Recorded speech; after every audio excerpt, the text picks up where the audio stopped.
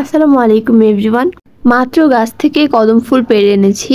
প্রথম দেখাতে কিন্তু সবাই এইটাই মনে করবে, কিন্তু না, এটা হচ্ছে একটা স্পেশাল পিঠা যেটা আমি বানিয়ে নিয়েছি তাল দিয়ে। এটা খেতে এত বেশি মজা হয়, মানে এটা একবার ট্রাই না করলে মনে হবে যে একটা বড় কিছু মিস হয়ে গিয়েছে। তো তালের রস দিয়ে আপনাদেরকে আজকে এই মজাদার পিঠাটি বানিয়ে দেখাবো, একদম অল্প কিছু উপকরণেই। তো চলুন রেসিপিতে যাওয়া যাক। আর ভিডিওটি ভালো লাগলে চ্যানেলটি সাবস্ক্রাইব করে পাশেই থাকবেন। এটা বানানোর জন্য প্রথমে চুলা একটা প্যান বসিয়ে নিচ্ছি। এখন এখানের মধ্যে আমি দিয়ে দিব 1/4 কাপ পরিমাণে নর্মাল পানি। পানির সাথে আমি এখানের মধ্যে দিয়ে দিচ্ছি একটা দারচিনি, একটা তেজপাতা আর 2টা এলাচ। এখন এগুলোকে সামান্য একটু ফুটতে দিব। যখন এরকম বলক চলে আসবে এখানের মধ্যে আমি দিয়ে দিচ্ছি গুড়। এখানের মধ্যে আমি 1.5 কাপ পরিমাণে খেজুরের গুড় ইউজ করেছি। এখন এই গুড়টা গলে যাওয়ার জন্য এটাকে আমি ঢাকনা দিয়ে রেখে দিব। তো ঢাকনাটা সরিয়ে যখন গুড়টা ভালো মতো গলে যাবে, একটা স্প্যাচুলা দিয়ে এটাকে একটু ভালো মতো মিশিয়ে নিব। ভালো মতো মিশিয়ে আমি এখানের মধ্যে অ্যাড করব নারকেল। এখানের মধ্যে আমি 1 কাপ পরিমাণে কোরানো ফ্রেশ নারকেলটা ইউজ করছি। সাথে এখানের মধ্যে আমি দিয়ে দিব 1/4 কাপ পরিমাণে বাদাম। এখানের মধ্যে আমি চীনা বাদামকে একটু গুঁড়া করে তারপর দিয়ে দিচ্ছি। এখন স্প্যাচুলাটা দিয়ে এটাকে ভালো মতো মিশিয়ে নিব। প্রথম পর্যায়ে কিন্তু এটা একটু পানি থাকবে, তো পানিটা যখন একদম শুকিয়ে যাবে তখনই কিন্তু চুলা থেকে নামিয়ে নিতে হবে। এই যে যখন এই পর্যায়ে চলে আসবে আমি এটাকে চুলা থেকে নামিয়ে নিচ্ছি। এখন আবার ওই প্যানটা বসিয়ে তারপর এখানের মধ্যে আমি দিয়ে দিব তালের পিউরি। তালের পিউরি আমি এখানের মধ্যে 2 কাপ পরিমাণে দিচ্ছি। 2 কাপ পরিমাণে তালের সাথে আমি এখানের মধ্যে দিয়ে দিব 4 চা চামচ পরিমাণে চিনি। চিনিটা আপনারা আপনাদের পছন্দ অনুযায়ী দিতে পারেন। সাথে দিয়ে দিব 1 টেবিল চামচ পরিমাণে গুঁড়া দুধ। আর একটু মিষ্টির ব্যালেন্স ঠিক রাখার জন্য দিয়ে দিব সামান্য একটু লবণ। এখন এগুলোকে ভালো মতো মিশিয়ে নিব। যখন এরকম বলক চলে আসবে এখানের মধ্যে আমি দিয়ে দিচ্ছি 1 কাপ পরিমাণে চালের গুঁড়া। প্রথমে 1 কাপ দিচ্ছি, তারপরে কিন্তু আরও হাফ কাপ থেকে একটু কম লাগবে আমার। তো তারপর স্প্যাচুলাটা দিয়ে ভালো মতো একটু মিশিয়ে নিব। চালের গুঁড়া দেওয়ার সাথে সাথেই কিন্তু এগুলো জমাট বেঁধে যাবে। তো খুব তাড়াতাড়ি করে এটাকে ভালো মতো মিশিয়ে নিব।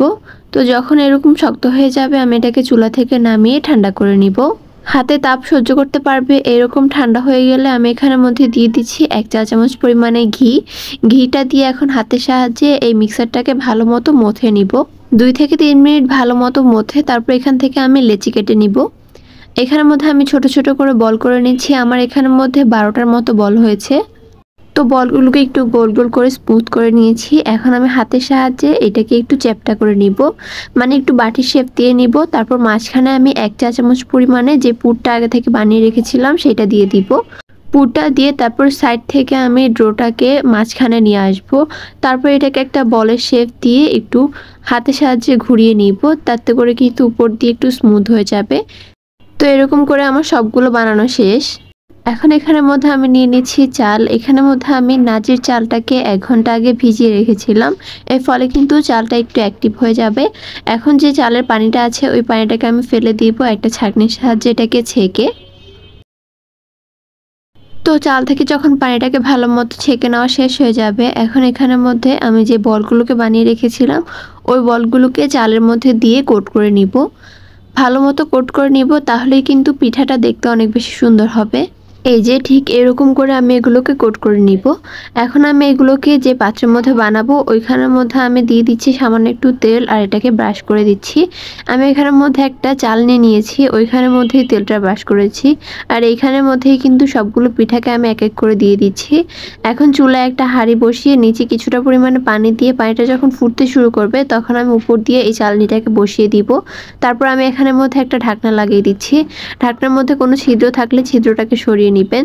তো প্রথম 5 মিনিট পর আমি ঢাকনাটাকে সরিয়ে এখন এখানের মধ্যে একটু অরেঞ্জ ফুড কালার দিয়ে দিচ্ছি, তাহলে কিন্তু দেখতে অনেক বেশি সুন্দর লাগবে। তারপর এটাকে ঢাকনা দিয়ে আমি 10 মিনিট রেখে দিব। এটাকে আমি মোট 15 মিনিট রান্না করব। 15 মিনিটের মধ্যে কিন্তু অনেক সুন্দরভাবে পিঠাগুলো রেডি হয়ে যাবে। তো এখন এগুলোকে আমি চুলা থেকে নামিয়ে প্লেটের মধ্যে সাজিয়ে নিচ্ছি। দেখুন দেখতেই কিন্তু অনেক বেশি লোভনীয় হয়েছে। তো আমি আপনাদের সাথে একটা ভেঙেও শেয়ার করছি। এটা খেতে কিন্তু অনেক বেশি মজার ছিল। এই সিজনে কিন্তু প্রচুর পরিমাণে তাল পাওয়া যাচ্ছে। তো আপনারা কিন্তু এই সিজনে এটা বানিয়ে একবার হলেও পরিবেশন করবেন, দেখবেন সবাই খুব বেশি পছন্দ করবে। তো আমার আজকের ভিডিওটি ছিল এই পর্যন্তই। ভিডিওটি ভালো লাগলে চ্যানেলটি সাবস্ক্রাইব করে পাশেই থাকবেন। দেখা হবে পরবর্তী কোনো ভিডিওতে। আল্লাহ হাফেজ।